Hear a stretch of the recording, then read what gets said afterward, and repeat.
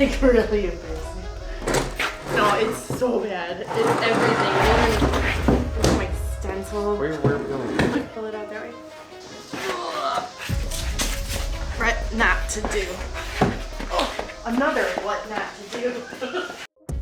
You might be asking yourself, who would do such a thing to a piece of furniture? Me. It was me.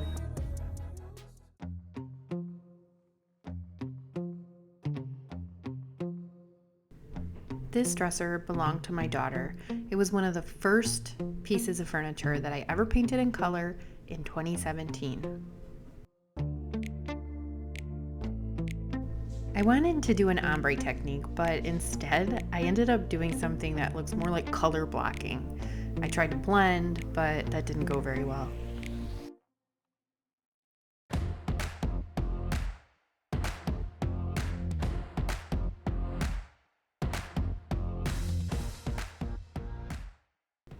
Since I remember using Dixie Belle's chalk mineral paint on this, I'm going to skip the sanding and just use my citrus strip and strip this paint off. It's so much easier to strip furniture paint off than it is to strip latex off.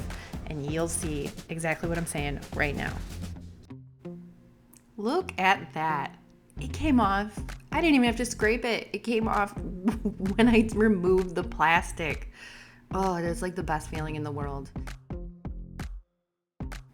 I always get comments like, why do you use citrus strip? I use it because it doesn't smell as bad as clean strip. I mean, I know there's another one, QCS, and I would love to try it, but I think it's like $40 and I could just grab citrus strip for like $13 and it doesn't stink. The clean strip smells so bad to me and I just, I think they're both awful.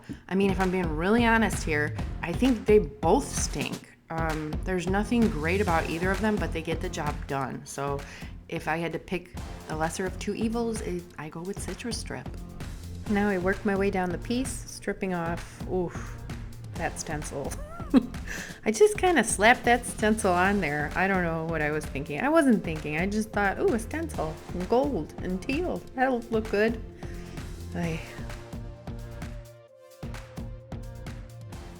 I'm sanding everything basically to the bare wood. I'm gonna add another stain on it, but I want to make sure that my surface is really even and clean and clear. So that's why I'm sanding, and I'm using my orbital sander, but I'm also using my mouse sander with a surface prop pad on it.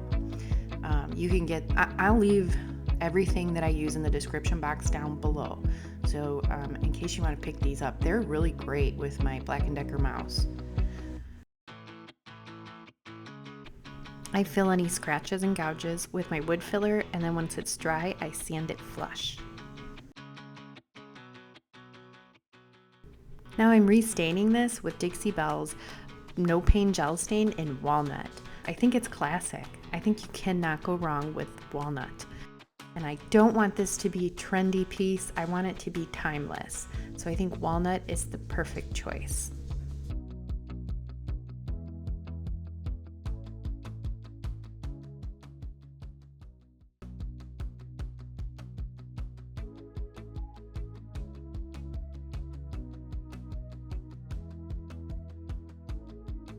One thing I love about the No Pain Gel Stain is you can cover an existing finish. It just refreshes it.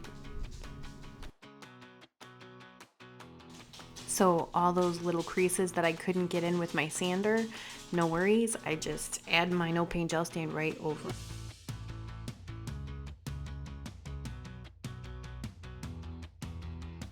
I add only one coat of the No Pain Gel Stain.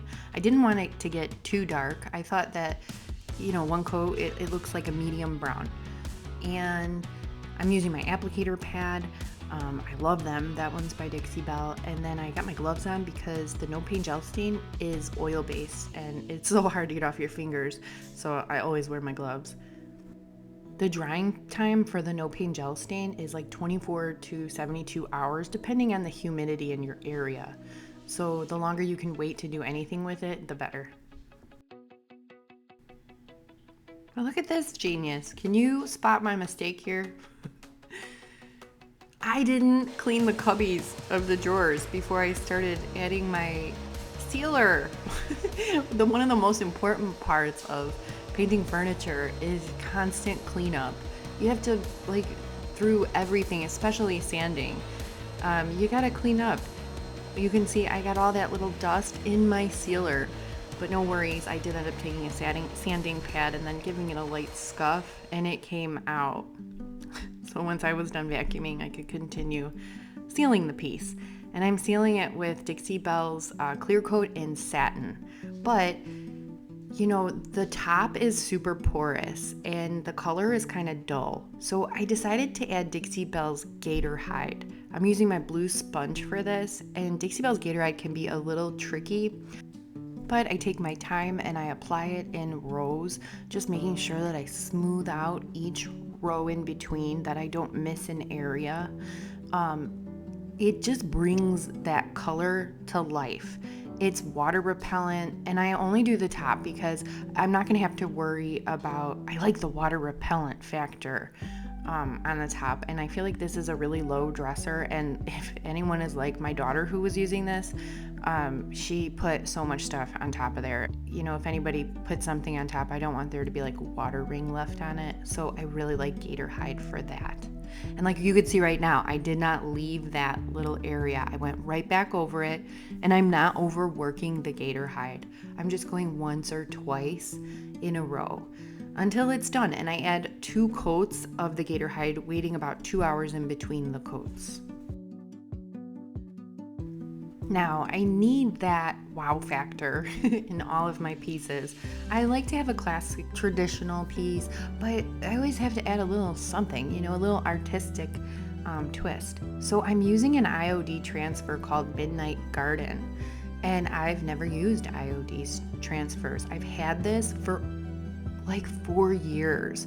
So I was really nervous. I didn't know if it was still gonna be good, and it was great. It wasn't just good. This transfer was awesome. I took it off the backing paper, and then I used that little stick to rub it on. It stuck like a sticker, and it was a lot easier to rub on than I was expecting.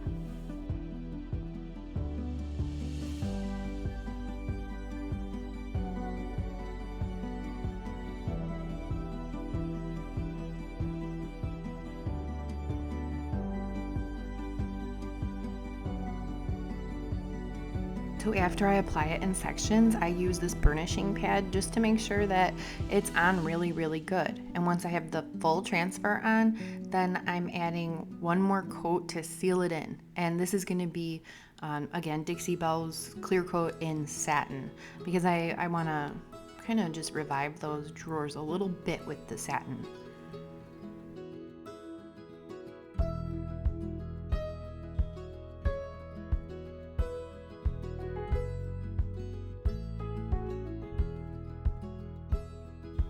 It's taken me years to refinish this piece. I don't know why I was so ashamed of it to begin with, because we all start somewhere. If I had never attempted to blend on that piece the first time, I would never be where I am today. It's because of this piece that I know how to blend.